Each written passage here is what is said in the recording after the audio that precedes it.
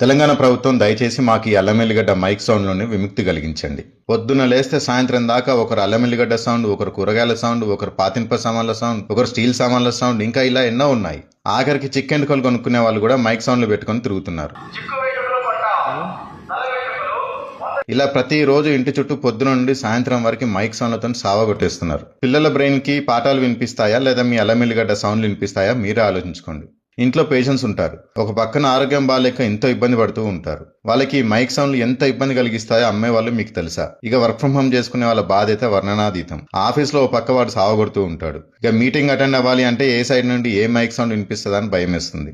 అమ్మే వాళ్ళు మీరు కొంచెం మనసు పెట్టి ఆలోచించండి. మీ పొట్టగొట్టాలని ఎవరికీ ఉండదు. మీకు మీ మైక్ సౌండ్ ఒక్కటే కావచ్చు, కానీ మీలాంటి వాళ్ళు రోజుకి 20 నుండి 30 మంది మైకులు పెట్టుకుని ఇంటి చుట్టూ తిరుగుతూ సౌండ్లతో వాయగొట్టేస్తున్నారు. దయచేసి అర్థం చేసుకోండి, ఈ మైక్ సౌండ్లు బంద్ చేయండి. ఇవన్నీ చాలు అన్నట్లు పెద్ద డీజిల్ మోటార్లు వేసుకుని ఆ చెరుకు బండ్లు ఒకటి గుండెలో దడొచ్చేలా ఉంటాయి వాటి ఇంజన్ సౌండ్. దయచేసి అందరూ ఈ వీడియోని తెలంగాణ ప్రభుత్వానికి చేరేలా ఈ వీడియోని ట్యాగ్ చేసి షేర్ చేయండి.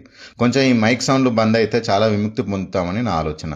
అంతకుమించి ఎవరు పొట్టగొట్టాలన్న ఆలోచన నాకు లేదు. దయచేసి అర్థం చేసుకోండి. తెలంగాణ ప్రభుత్వం దయచేసి మాకు ఈ అల్లమెల్లిగడ్డ మైక్ సౌండ్ లోని విముక్తి కలిగించండి.